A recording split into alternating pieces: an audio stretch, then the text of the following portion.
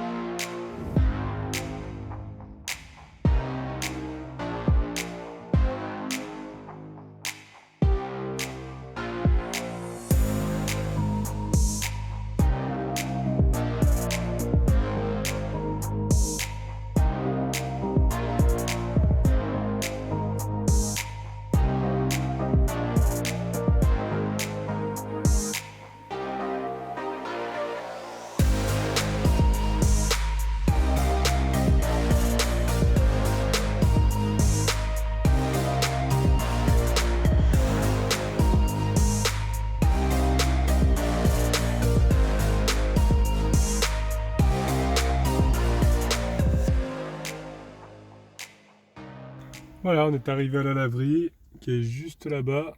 Hop. Donc on va patienter un petit peu. Hein. C'est vrai que c'est un petit peu chiant à chaque fois de devoir attendre que le linge se lave. On peut pas, comme dans une maison, laisser tourner et puis récupérer le soir. Là on est obligé d'attendre parce que bon, les machines, après il y a du monde qui peuvent, qui peuvent passer derrière nous. Donc c'est un petit peu contraignant, mais bon, ça fait partie de la vie. Ce que je vais faire en attendant, c'est que je vais recontrôler les niveaux de boîte de vitesse des deux véhicules, parce que vous savez qu'on a un petit sointement au niveau des joints SPI, donc de temps en temps je le contrôle, et là c'est idéal parce que le parking est vide, et je vais être sur un endroit plat, goudronné, je ne pourrai pas me salir, il n'y aura pas plein de boue ou des choses comme ça, donc je vais en profiter. Donc je vais récupérer ma petite veste pour pouvoir me glisser dessous, c'est la veste avec laquelle je bricole à chaque fois. Je vais prendre également une paire de gants, pour éviter de me salir les mains, un petit essuie-tout pour essuyer le niveau, pour pouvoir regarder, et aussi ma petite serviette que j'utilise pour bricoler, pour me glisser dessous, ça évite que je me salisse le pantalon. Voilà, j'ai installé ma petite serviette, donc plus qu'à aller voir ce fameux niveau. Pas évident de se glisser dessous.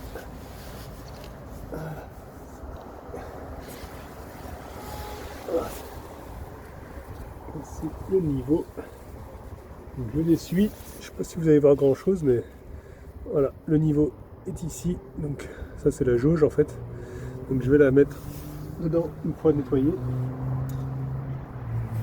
pour pouvoir voir le niveau d'huile. Voilà, je l'ai ressorti. Et donc le niveau est pas trop mal. Donc un petit peu. On est au mini. Donc je vais en remettre un petit peu. Donc là je suis en train de brancher un tuyau qui est relié à un entonnoir que j'avais glissé la dernière fois. Je vais vous montrer.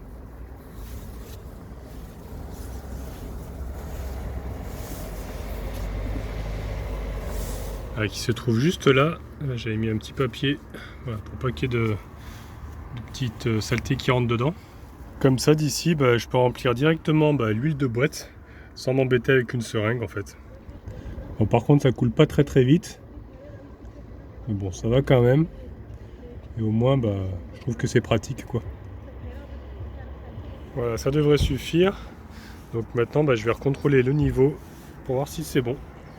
Voilà, bah, le niveau est impeccable, hein, c'est bon, c'est fait. J'ai contrôlé aussi le niveau d'huile moteur qui n'a pas bougé, donc c'est impeccable. Donc maintenant, bah, je vais faire la même opération pour Gérard. Et en même temps, je vais contrôler le cardan aussi si ça n'a pas bougé. Donc voilà, malheureusement, bah, ça s'est pas passé comme prévu. Normalement, on était censé aller sur le même spot, mais bah, ça nous arrive de nous disputer.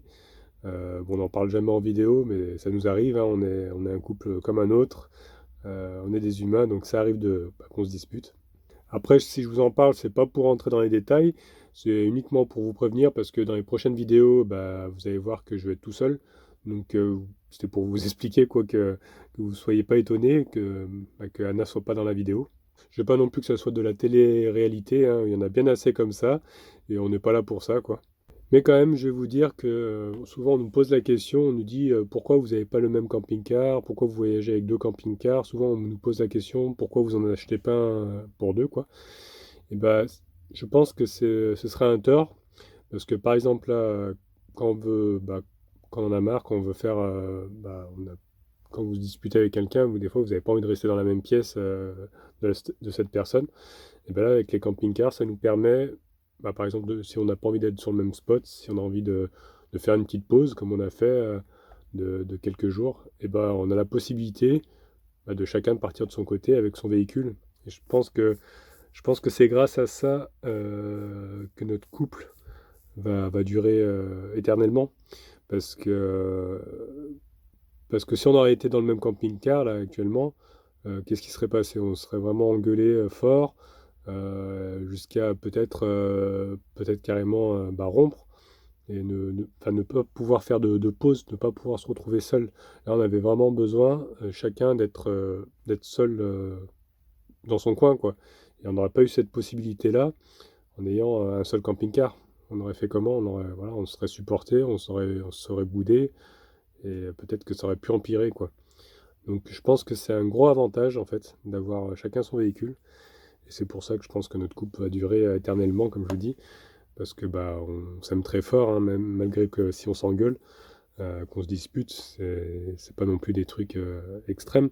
Donc c'est pour ça, là, je vous en parle aussi parce que bah depuis on s'est reparlé et bon, ça va mieux. Donc voilà. Bah, c'était juste pour vous dire, voilà, pour vous prévenir, surtout pour les prochaines vidéos, bah, de ne pas vous inquiéter, quoi, qu'il n'y avait pas Anna. Voilà. C'était juste pour vous prévenir. Donc là, la vidéo va reprendre le lendemain. Du coup, j'étais parti bricoler ma voiture. Vous savez, j'ai une voiture, une Citroën ZX, et j'avais un bruit suspect que j'avais eu quand j'étais revenu de chez mes parents. Donc vous allez voir ce que je vais faire. Je vous laisse découvrir ça.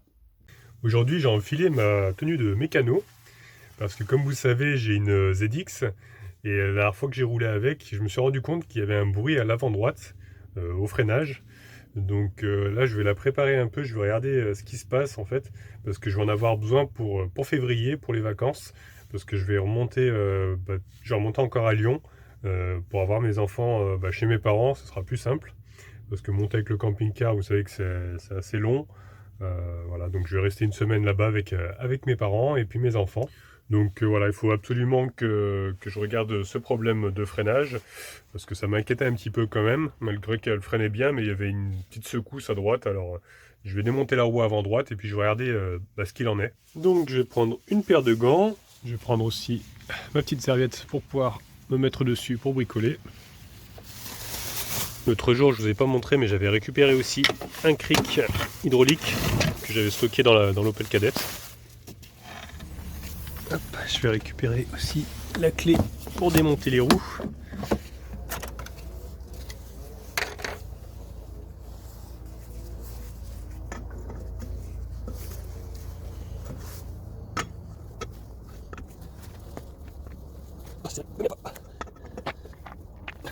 Ah putain, ça se connaît quoi.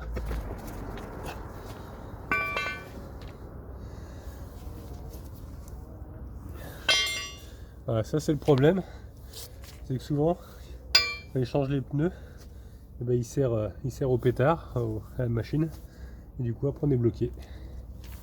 Bon, je vais chercher un marteau et une douille, je crois que ça doit être du 19. Bon, du coup dans mes outils j'ai trouvé mieux, j'ai trouvé une barre, une clé qui se rallonge comme ça, et qui du coup j'ai plus d'effort, parce que j'arrivais pas, j'essayais avec le marteau, ça allait pas, et là ça commence à venir, mais ils ont vraiment serré ça comme des fous. Avec la rallonge là, j'appuie comme un malade, et j'y arrive, tout doucement.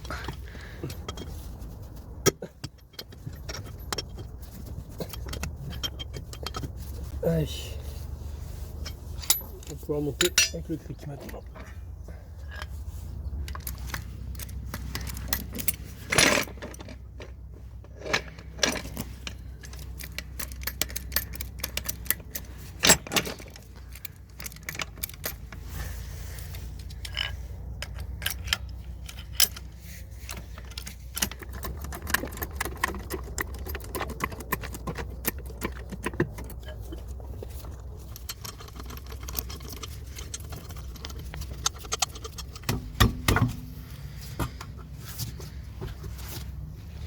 Bon bah j'ai regardé un petit peu de partout, je vois rien du tout.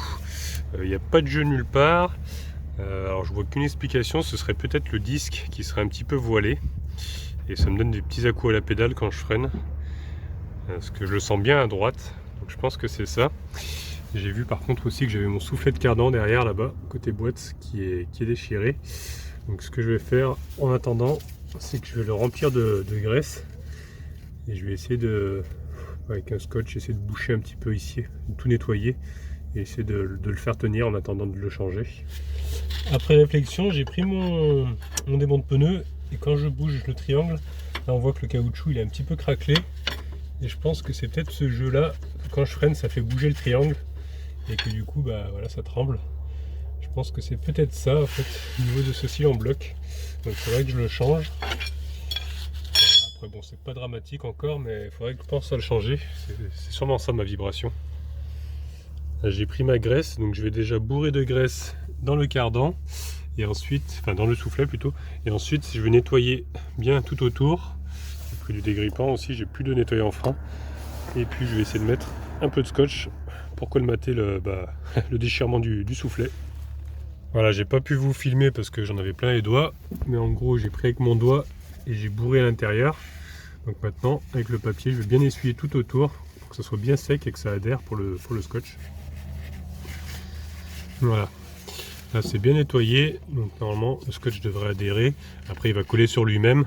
Et je vais en mettre de là jusqu'à là à peu près pour que ça colmate vraiment. Parce qu'il est vraiment juste déchiré au bout, quoi. C'est dommage. Bon, voilà ce que ça donne. Hein, c'est pas du grand art, mais c'est pas mal. Et ce que je vais faire pour pas qu'il se déroule, parce qu'en fait, je l'ai fait tourner comme ça et je tenais mon scotch en même temps, donc je l'ai fait tourner. Voilà, pour qu'il prenne bien. Ce que je vais faire maintenant, c'est que je vais rajouter un riselant au niveau du scotch ici pour pas qu'il se déroule. Parce que je suis arrivé en plus en fin de scotch, hein, j'en ai plus. Donc j'ai mis tout ce que j'avais. Voilà, donc je vais mettre un riselant en plus pour le tenir. Donc voilà ce que ça donne finalement, j'en ai même mis 3. Et là, je pense que ça bougera plus. Hein. J'ai vachement renforcé le truc. Donc à mon idée, ça ne bougera plus. Et on verra dans le temps si ça tient. Bah, je laisserai comme ça à la limite. Hein. Pas trop grave, tant que la graisse est encore dans le soufflet et que ça fuit pas, c'est ce qui compte. Bon bah ma foi, voilà, hein, c'est terminé, il n'y a plus qu'à remonter la roue. Et par contre cette fois-ci je vais mettre un peu de graisse au niveau du moyeu et puis au niveau des vis, comme ça au moins la prochaine fois ce sera pas collé si j'ai besoin d'enlever la roue. Parce que si je crève sur la route et que j'ai pas l'outillage, ce sera embêtant. Si j'ai juste ma clé, j'aurai pas assez de force. Et puis de toute manière cette fois-ci je vais pas serrer comme un malade. Je vais serrer juste ce qu'il faut, ça sert à rien de serrer comme un fou. Hein. Au contraire, ça abîme le filetage. Allez, plus qu'à redescendre. Voilà. Je vais bloquer avec ma clé. Comme ça, je serai dévissé avec la même. Voilà. Hop.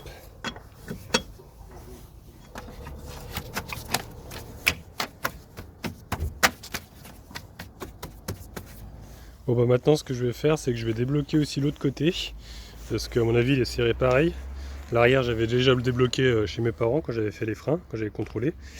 Et en même temps, je vais voir un petit peu si ça va bien de ce côté-là. Bon, bah de ce côté-là, c'était tout aussi grippé. J'en ai vraiment galéré encore une fois. Je crois que c'était même pire. Et regardez, c'est la même chose. Là, il tient vraiment par un tout petit bout de plastique. Il est prêt à casser. Donc pareil, je vais essayer de rebourrer de graisse. Je vais essayer de voir s'il me reste pas un scotch quelque part dans le camping-car. Parce que l'autre, je l'avais terminé. Bon, du coup, j'ai trouvé un tout petit peu de scotch. Il ne reste vraiment pas beaucoup. Et puis j'ai ça aussi, donc je vais peut-être mettre ça d'abord. Et puis ensuite recouvrir de scotch, parce que je pense que j'en aurai pas assez. Voilà, la première couche est mise. Donc maintenant, je vais mettre le scotch noir.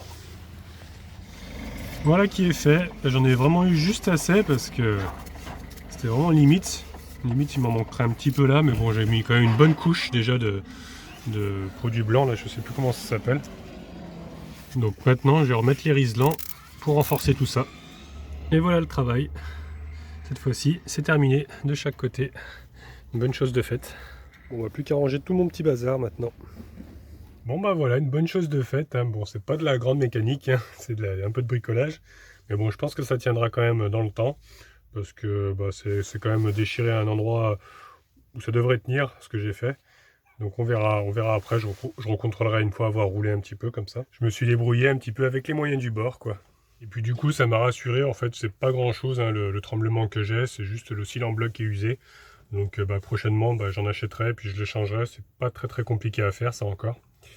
Donc je le ferai une prochaine fois, mais au moins c'est rien de grave, quoi. C'est pas au niveau du freinage. Donc ça me rassure, je pourrais rouler tranquillement.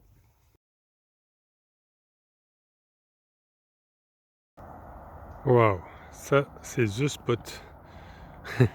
J'aime trop les spots comme ça où on a une belle vue. Franchement, on va super bien dormir ici. En plus, on a la vue vraiment pile poil en face. Regardez-moi ça, ce spectacle avec ce coucher de soleil. C'est vraiment magnifique. Pas d'autre mot. Ça se trouve sur les hauteurs de Tarado. Regardez, le village est juste en bas là-bas. Je pense que j'irai faire un petit tour demain, visiter ça un peu. Mais surtout, demain, quand il fera jour, on ira voir la chapelle qui est juste là-bas, qui a l'air très jolie. Et sûrement faire une belle randonnée aussi, parce que là-bas il y a plein de chemins. Donc je pense qu'on va faire de belles randonnées ici, ce sera sympa. J'espère juste qu'il n'y aura pas de chasseurs demain. Donc normalement non, parce qu'on est mardi, je crois que c'est plus le week-end. Enfin, des fois ça dépend des endroits, mais bon, on verra bien. Voilà, c'est tout pour aujourd'hui, donc j'espère que quand même la vidéo vous a plu, malgré que c'était beaucoup de mécanique. Mais bon, je vous avais prévenu.